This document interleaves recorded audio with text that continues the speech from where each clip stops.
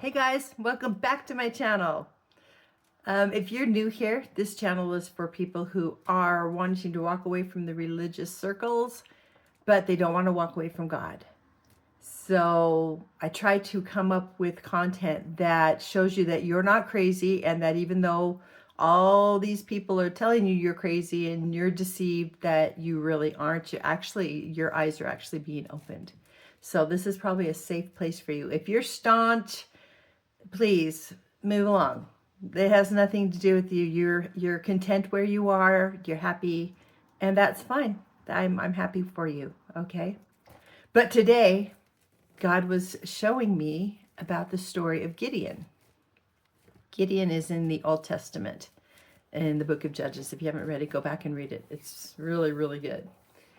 And Gideon was of the tribe of Manasseh, and they have been getting oppressed. The Israelites have been oppressed by the Midianites for years. I think he said 7 years. And an angel came to Gideon and said, okay, you're going to come up with an army and you're going to go get rid of those Midianites. And he goes, but who am I to do that, right? And so the thing that came to me is that God is building his army right now, and he is building it in the same way, because God doesn't change. Regardless of what religion you are in, God does not change. He's the same yesterday, today, and forever. So if they're telling you there's a changeable God, yeah, run. But let's get back to the story of Gideon. So Gideon put out word to the surrounding tribes. There's like 4 or 5 surrounding tribes, and said, okay, we're going to do this. We're going to get an army together, and we're going to go smite the Midianites. God's going to be with us, and he's going to make sure everything's great. And 32,000 men showed up to fight. And I think Gideon was amazed and thought, oh, wow, we can really do this. We've got 32,000 men.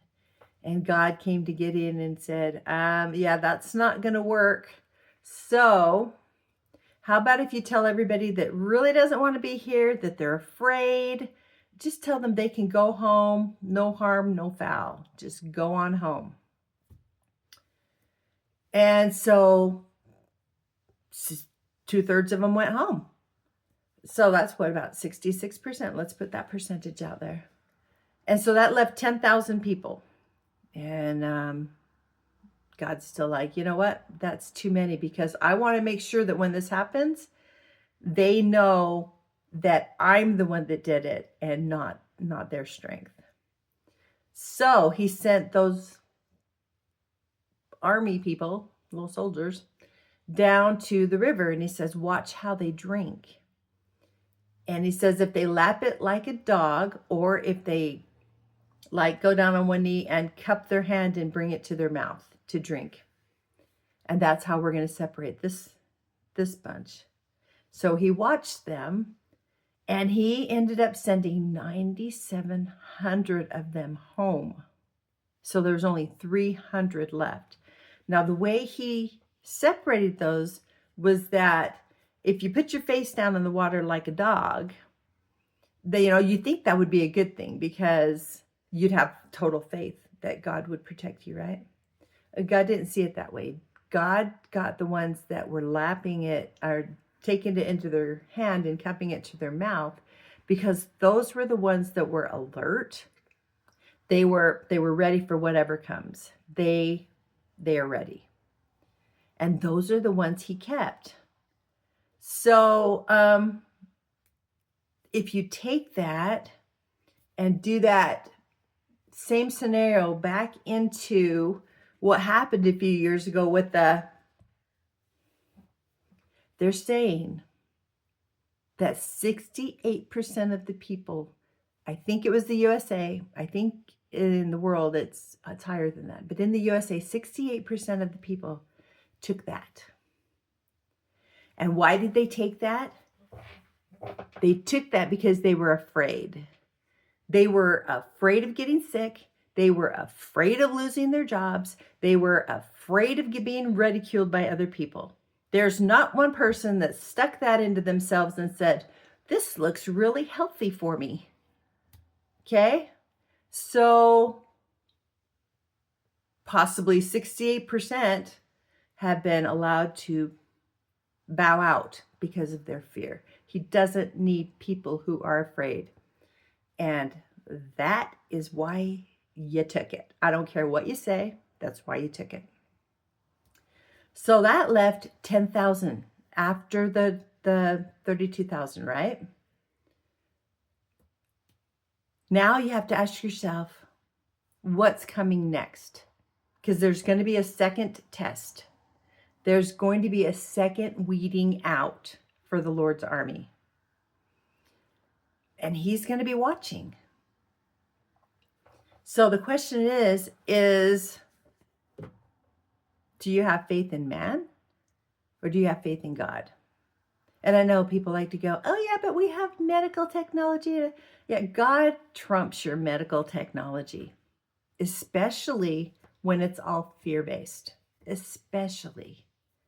There's been many things that man has done to try to weed out the population in many times past.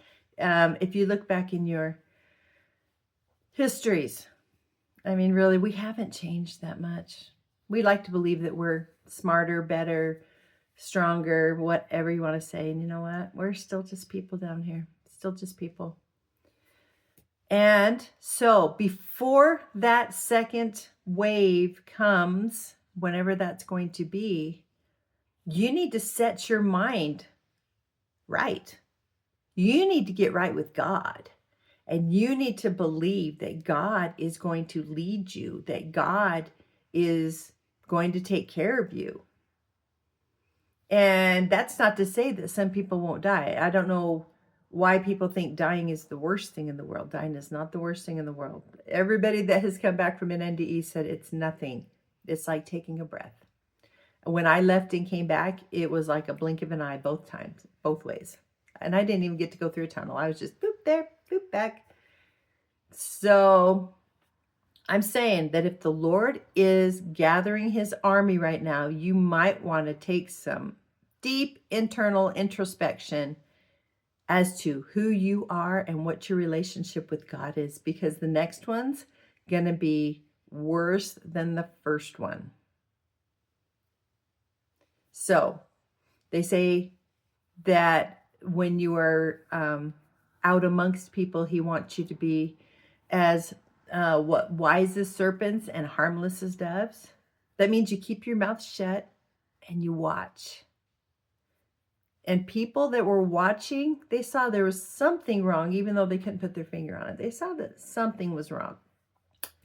And so that was the scenario that I took, that was shown me when I was reading the story of Gideon. So pay attention. Get yourself right with God. Get yourself in the right relationship with God so he can tell you 100% what to do, when to do it, and how to do it. And you're going to be just fine. So until next time, Jesus Christ is the way. He's the truth. He's the life. And it's about time to start believing him. See ya.